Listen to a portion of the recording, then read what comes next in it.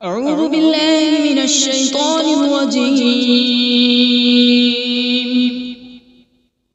بسم الله الرحمن الرحيم.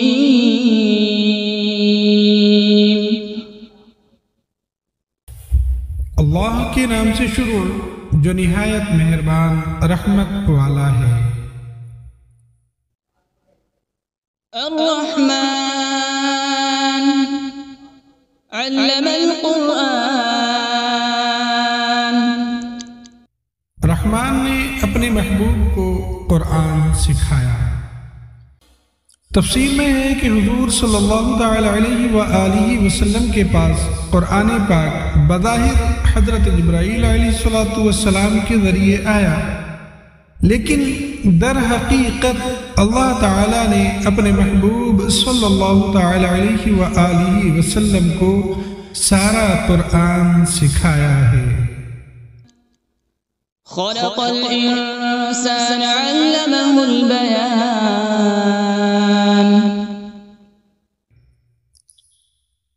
انسان کو پیدا کیا اور پھر اسے بیان سکھایا۔ یہاں انسان سے مراد حضور صلی اللہ تعالی علیہ وآلہ وسلم ہے، اور اگلی آیت میں بیان سے ما کان وما یکون، یعنی جو کچھ ہو چکا اور جو کچھ آئندہ ہوگا اس کا بیان مراد ہے۔ یعنی جو کچھ ہو چکا اور جو کچھ آئندہ ہونے والا ہے، اللہ پاک نے اپنے محبوب صلی اللہ تعالی علیہ وآلہ وسلم کو سارا بیان سکھایا۔ آگے فرماتے ہیں یا پھر انسان سے مراد حضرت آدم علیہ نبینا علیہ السلام ہے، اور بیان سے مراد تمام چیزوں کے نام اور تمام زبانوں یعنی لینگویجز کا بیان ہے۔ یا پھر یہاں انسان سے مراد جن سے انسان ہے، اور بیان سے مراد جو آپس میں بات کرنے گفتگو کرنے کی صلاحیت ہے وہ ہے کہ اس کی بات کرنے کی وجہ سے انسان دیگر حیوانوں سے ممتاز ہوا۔ الشمس والقمر بحسبان. سورج اور چاند حساب سے ہے، یعنی سورج اور چاند یہ اپنے حساب میں چلتے ہیں، جو اللہ پاک نے ان کا نظام بنا دیا، اسی نظام سے یہ چل رہے ہیں۔ والنجم والشجر يسجدان.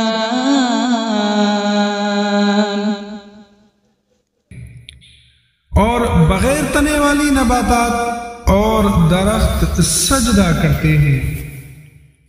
تفسیر میں ہے کہ نباتات اور درخت کے سجدہ کرنے سے مراد ان کے سایوں کا سجدہ کرنا ہے، یا اس سے مراد یہ ہے کہ وہ اللہ تعالی کے حکم کے فرما بردار ہیں۔ والسماء رفعها ووضع الميزان. ألا تطغوا في الميزان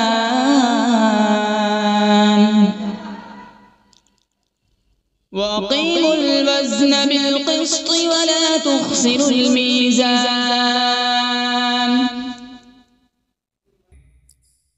اور آسمان کو اللہ پاک نے بلند کیا اور ترازو رکھی تاکہ تولنے میں نا انصافی نہ کرو، اور انصاف کے ساتھ تول قائم کرو اور وزن نہ گھٹاؤ۔ اس کی تفسیر میں آتا ہے کہ ناپ تول کے معاملات میں عدل اور انصاف اور برابری کی تعلیم اسلام کی شاندار تعلیمات میں سے ہے۔ اس کی اہمیت کا اندازہ اس سے لگایا جا سکتا ہے کہ ناپ تول میں نا انصافی سے معاشرے میں جھگڑے فسادات برپا ہوں گے، باہمی بغض اور عناد بھی پیدا ہوگا، اور یہ چیزیں معاشرتی امن کو تباہ و برباد کر دیتی ہیں۔ اور فرمایا کہ اللہ پاک نے ترازو رکھی تاکہ میزان عمل اس کو دیکھ کر یاد آتا رہے۔ وَالْأَرْضَ وَضَعَهَا لِلْأَنَامِ فِيهَا فَاكِهَةٌ وَالنَّخْلُ ذَاتُ الْأَكْمَامِ،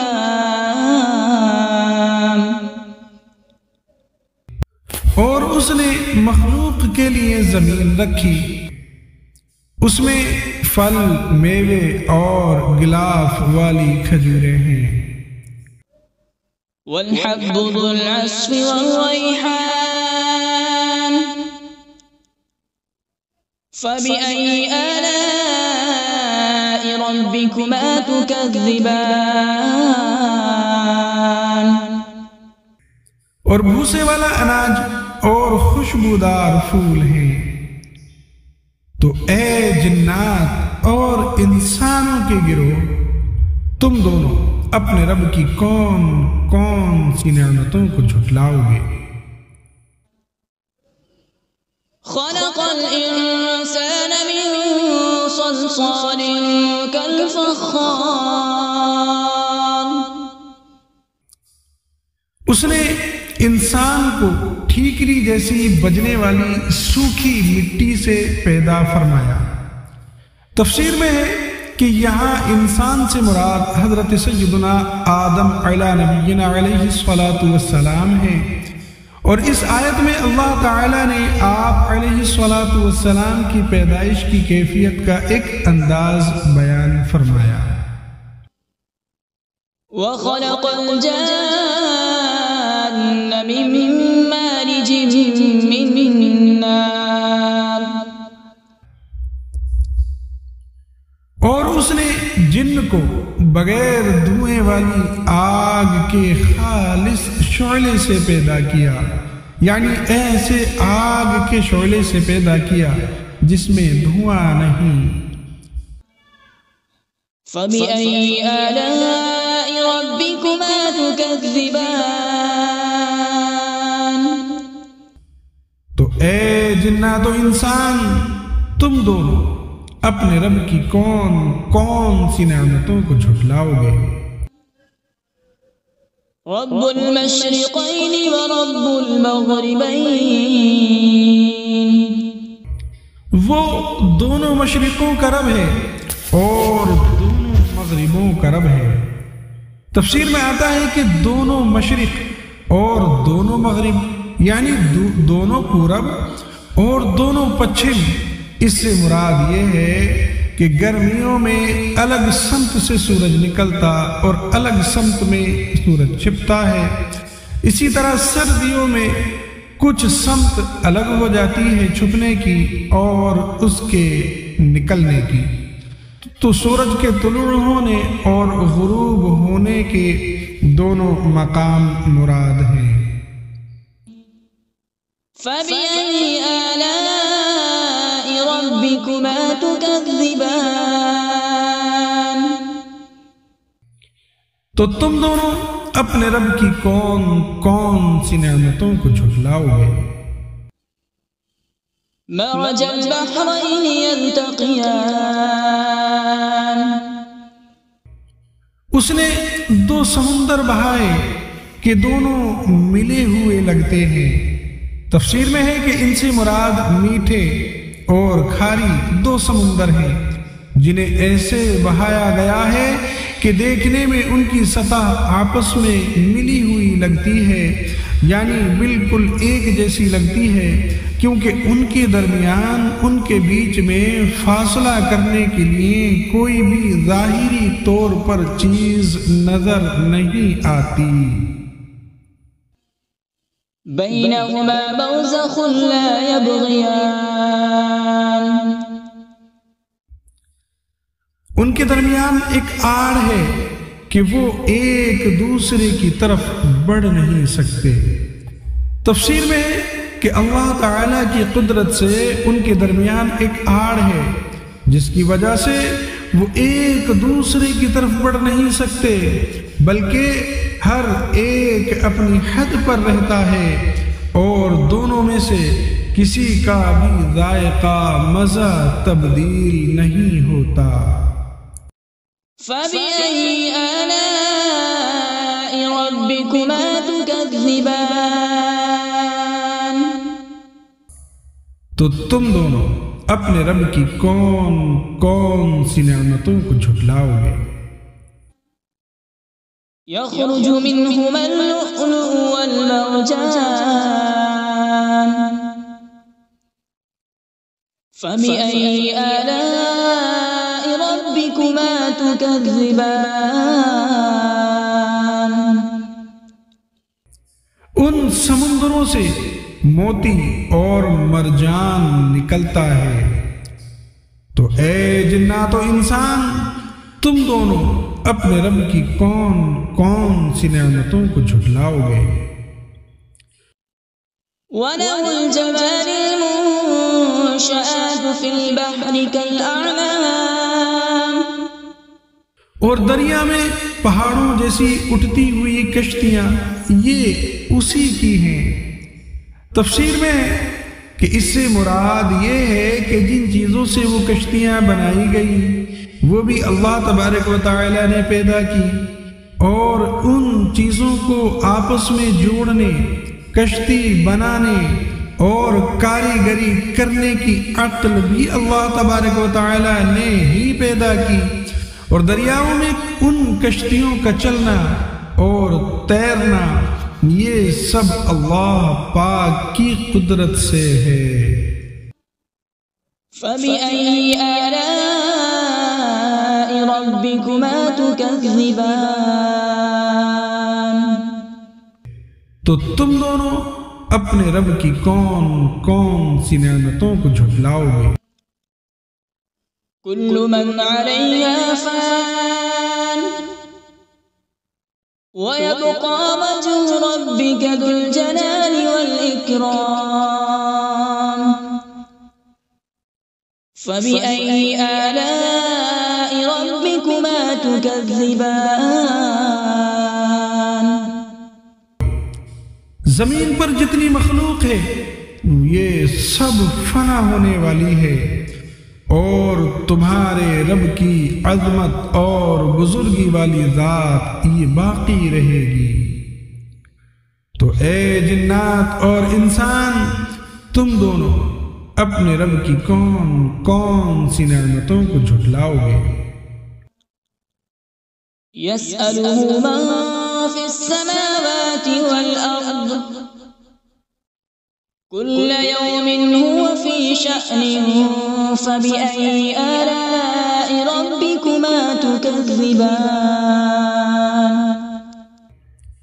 آسمانوں اور زمین میں جتنے ہیں سب اسی کے سوالی ہیں، اور وہ ہر دن کسی کام میں ہے۔ تفسیر میں کہ اس آیت کا معنی یہ ہے کہ اللہ تعالی ہر وقت اپنی قدرت کے آثار ظاہر فرماتا ہے، کسی کو روزی دیتا ہے، کسی کو مارتا ہے اور کسی کو زندہ کرتا ہے، کسی کو عزت دیتا ہے اور کسی کو ذلت میں مبتلا کر دیتا ہے، کسی کو مالدار کرتا ہے اور کسی کو محتاج، کسی کے گناہ بخشتا ہے اور کسی کی تکلیف دور کرتا ہے۔ یاد رہے کہ اللہ تعالی کے لیے مصروف اور مشغول کا لفظ استعمال کرنا یہ جائز نہیں، یہ لفظ استعمال ہی نہیں کر سکتے کیونکہ اللہ تعالی ان اوصاف سے پاک ہے۔ تو اے جنات اور انسان کے گروہ، تم دونوں اپنے رب کی کون کون سی نعمتوں کو جھٹلاؤ گے؟ سنفرغ لكم أيها الثقلان۔ اے جنوں اور انسانوں کے گروہ، ابھی ہم تمہارے حساب کا قصد فرمائیں گے۔ تفسیر میں ہے کہ آیت میں سنفرغ سے اس کا حقیقی معنی فراغت مراد نہیں، بلکہ اس کا مجازی معنی قصد کرنا مراد ہے۔ اللہ تعالیٰ کے لیے فارغ کا لفظ استعمال نہیں کر سکتے کیونکہ اللہ تعالیٰ فراغت کے مفہوم سے پاک ہے، نیز اس آیت میں تمام انسانوں کے لیے نصیحت ہے کہ وہ دنیا میں وہ جیسے چاہیں زندگی گزارے، لیکن مرنے کے بعد انہیں ہر حال میں اللہ تبارک و تعالیٰ کی بارگاہ میں پیش ہونا ہے، اور اللہ تبارک و تعالیٰ کی بارگاہ میں اپنے اعمال کا حساب دینا ہوگا، اور پھر جس طرح کے اعمال کیے ہوں گے اسی طرح کی جزا ملے گی۔ فَبِأَيِّ آلَاءِ رَبِّكُمَا تُكَذِّبَانِ؟ تو تم دونوں اپنے رب کی کون کون سی نعمتوں کو جھٹلاؤ گے؟ یا معشر الجن والانس ان استطعتم ان تنفذوا من اقطار السماوات والارض فانفذوا لا تنفذون الا بسلطان۔ اے جنوں اور انسانوں کی گروہ، اگر تم سے ہو سکے کہ آسمانوں اور زمین کے کناروں سے نکل جاؤ تو نکل جاؤ، لیکن تم جہاں نکل کر جاؤ گے وہاں اسی کی سلطنت ہے۔ فَبِأَيِّ آلَاءِ رَبِّكُمَا تُكَذِّبَانِ؟ تو اے جنات اور انسان کے گروہ، تم دونوں اپنے رب کی کون کون سی نعمتوں کو جھٹلاؤ گے؟ يُرْسَلُ عَلَيْكُمَا شُوَاظٌ مِّن نَّارٍ وَنُحَاسٌ فَلَا تَنتَصِرَانِ۔ فَبِأَيِّ آلَاءِ رَبِّكُمَا تُكَذِّبَانِ؟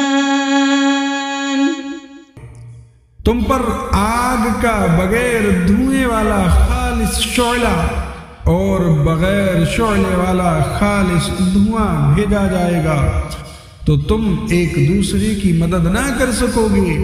تو اے جنات اور انسان کے گروہ، تم دونوں اپنے رب کی کون کون سی نعمتوں کو جھٹلاؤ گے؟ فَإِذَا انشَقَّتِ السَّمَاءُ فَكَانَتْ وَرْدَةً كَالدِّهَانِ۔ فَبِأَيِّ آلَاءِ رَبِّكُمَا تُكَذِّبَانِ؟ پھر جب آسمان پھٹ جائے گا تو گلاب کے پھول جیسا سرخ ہو جائے گا جیسے سرخ چمڑا۔ تو اے جنات و انسان، تم دونوں اپنے رب کی کون کون سی نعمتوں کو جھٹلاؤ گے؟ فَيَوْمَئِذٍ لَا يُسْأَلُ عَن ذَنبِهِ إِنسٌ وَلَا جَانٌّ۔ تو اس دن کسی آدمی اور جن سے اس کے گناہ کے متعلق نہیں پوچھا جائے گا۔ اس کی تفسیر میں ہے کہ قیامت میں جنوں اور انسانوں سے سوال ہوں گے۔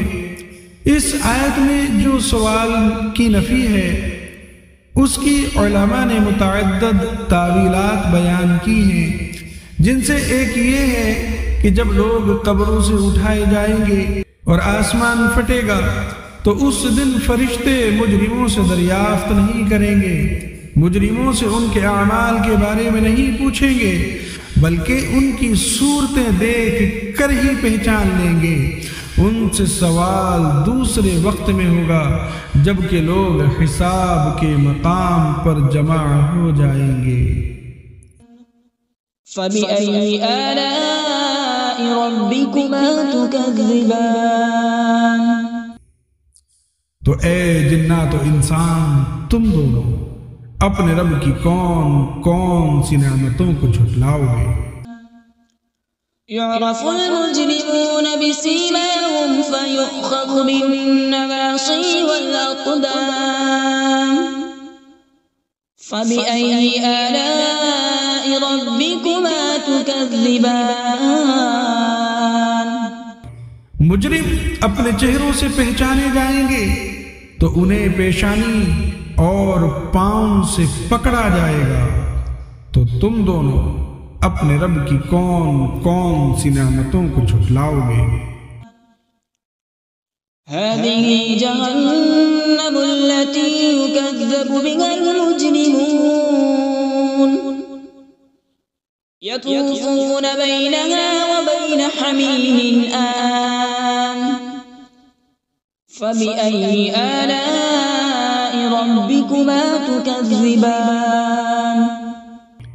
یہ وہ جہنم ہے جسے مجرم جھٹلاتے تھے۔ جہنمی جہنم اور انتہائی کھولتے ہوئے پانی میں چکر لگائیں گے، تو تم دونوں اپنے رب کی کون کون سی نعمتوں کو جھٹلاؤ گے؟ وَلِمَنْ خَافَ مَقَامَ رَبِّهِ جَنَّتَانِ، اور جو اپنے رب کے حضور کھڑے ہونے سے ڈرے اس کے لیے 2 جنتیں ہیں۔ تفسیر میں آتا ہے کہ اس آیت کا معنی یہ ہے کہ جسے دنیا میں قیامت کے دن اپنے اللہ پاک کے حضور حساب کی جگہ میں حساب کے لیے کھڑے ہونے کا ڈر ہو اور گناہ چھوڑ دے اور فرائض کی بجا آوری کرے، تو اس کے لیے آخرت میں اللہ پاک 2 جنتیں عطا فرمائے گا۔ فَبِأَيِّ آلَاءِ رَبِّكُمَا تُكَذِّبَانِ۔ تو اے جنات اور انسان کے گروہ، تم دونوں اپنے رب کی کون کون سی نعمتوں کو جھٹلاؤ گے؟ ذَوَاتَا أَفْنَانٍ فَبِأَيِّ آلَاءِ رَبِّكُمَا تُكَذِّبَانِ۔ کہ وہ شاخوں والی ہیں، تو تم دونوں اپنے رب کی کون کون سی نعمتوں کو جھٹلاؤ گے؟ فِيهِمَا عَيْنَانِ تَجْرِيَانِ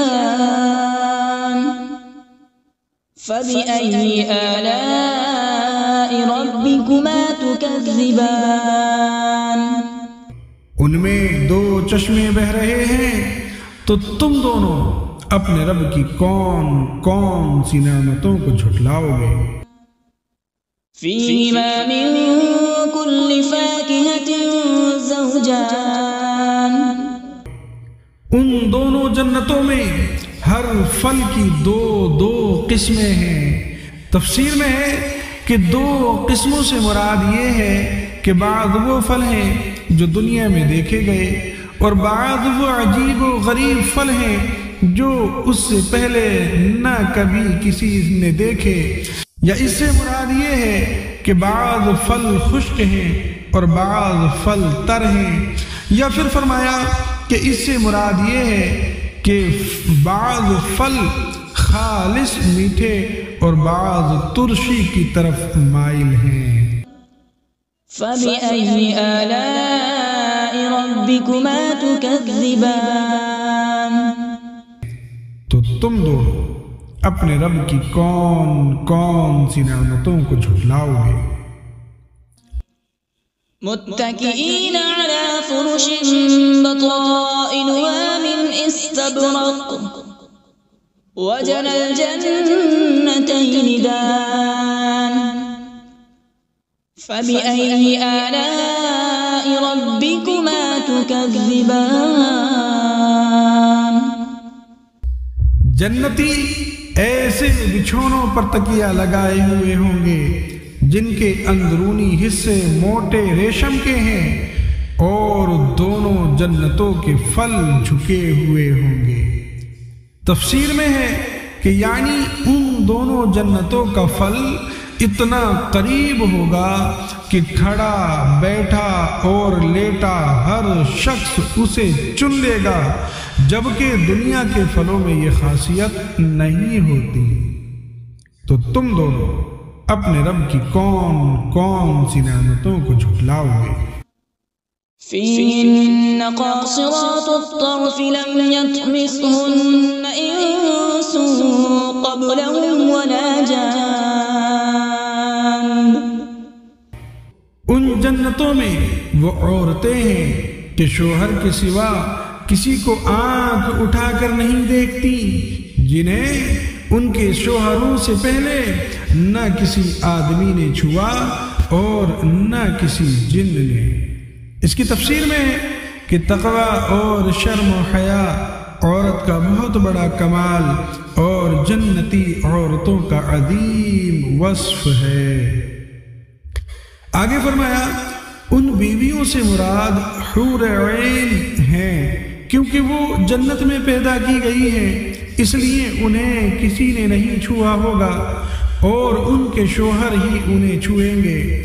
یہ بھی قول ہے کہ ان سے مراد دنیا کی عورتیں ہیں، انہیں دوبارہ کنواریاں پیدا کیا جائے گا اور پیدائش کے بعد انہیں کسی نے نہ چھوا ہوگا.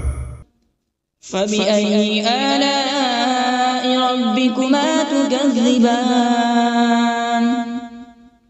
تو اے جنات و انسان، تم دونوں اپنے رب کی کون کون سی نعمتوں کو جھٹلاؤ گے؟ كأنهن الياقوت والمرجان.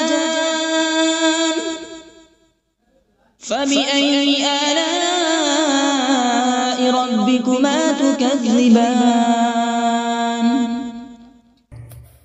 گویا وہ لعل اور مرجان موتی ہیں.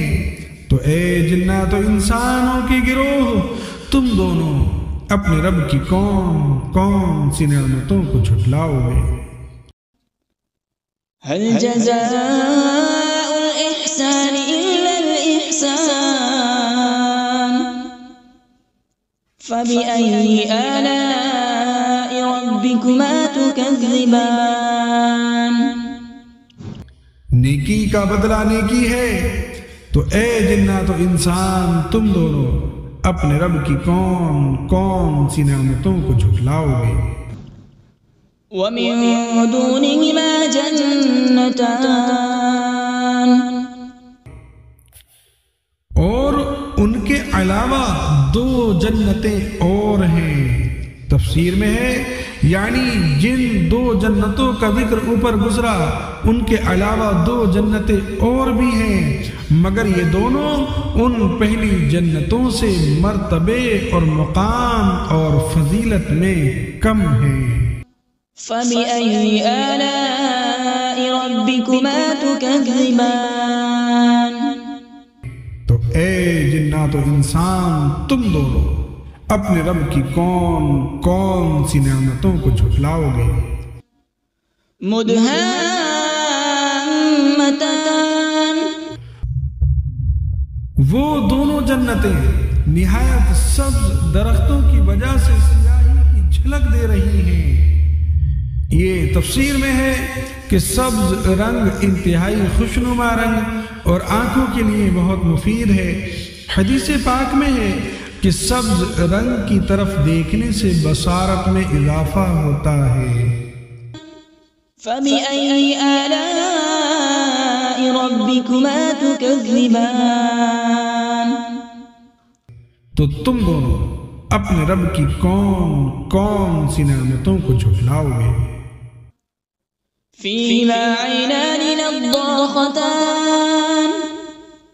فبأي آلاء ربكما تكذبان. ان میں دو چھلکتے ہوئے چشمے ہیں. تو تم دونوں اپنے رب کی کون کون سی نعمتوں کو جھٹلاؤ گے؟ فيهما فاكهة ونخل ورمان. فبأي آلاء ربكما تكذبان. ان جنتوں میں میوے اور کھجوریں اور انار ہیں. تو اے جنات و انسان کے گروہ، تم دونوں اپنے رب کی کون کون سی نعمتوں کو جھٹلاؤ گے؟ فيهن خيرات حسان. ان ان میں اچھے اخلاق والی حسین شکل والی عورتیں ہیں۔ تفسیر میں ہے کہ جنت میں اچھی عادت اور اخلاق والی اور حسین و جمیل عورتیں ہیں۔ یہاں اخلاقی اچھائی کو اللہ تعالیٰ نے پہلے ذکر کیا۔ اس سے معلوم ہوا کہ اچھی عادت اچھی صورت سے افضل ہے، لہذا نکاح کے لیے کسی عورت کا رشتہ دیکھتے وقت اس کے حسن و جمال کے مقابلے میں اس کی اچھی سیرت، اس کے اچھے کردار، اس کی دینداری اور اس کی اچھی عادات کو ترجیح دینا چاہیے۔ فَبِأَيِّ آلَاءِ رَبِّكُمَا تُكَذِّبَانِ، تو تم دونوں اپنے رب کی کون کون سی نعمتوں کو جھٹلاؤ گے؟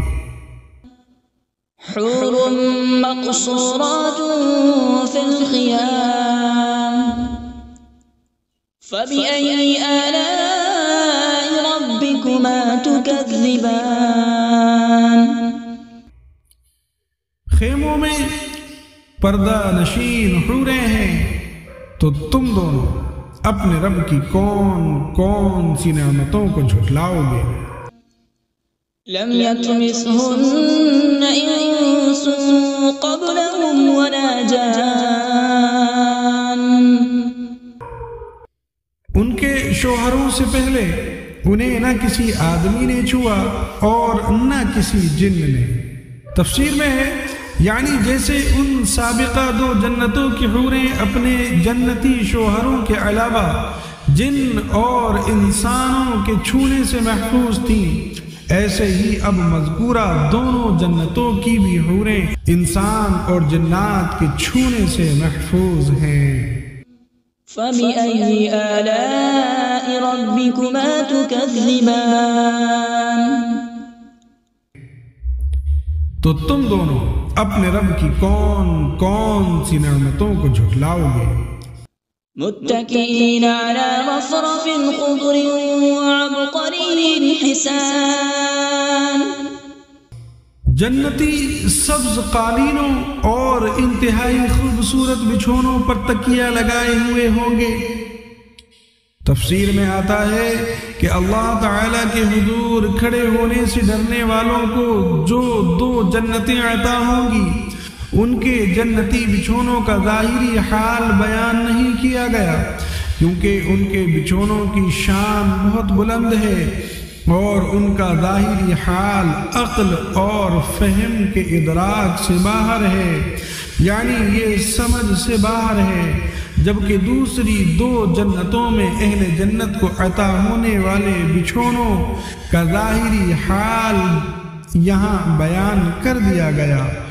وہ سبز اور منقش ہوں گے، اس سے ان بچھونوں میں فرق صاف ظاہر ہو رہا ہے۔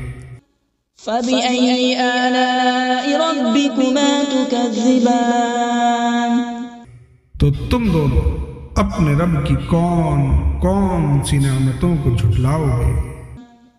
تبارک اسم ربک ذی الجلال والإکرام، تمہارے رب کا نام بڑی برکت والا ہے جو عظمت اور بزرگی والا ہے۔ ان الفاظ یا ذی الجلال والاکرام کو اپنی عادت میں شامل کرنا چاہیے کہ اس سے دعا جلد قبول ہوتی ہے۔ صلو علی الحبیب صلی اللہ تعالی علی محمد صلی اللہ تعالی علیہ وآلہ وسلم۔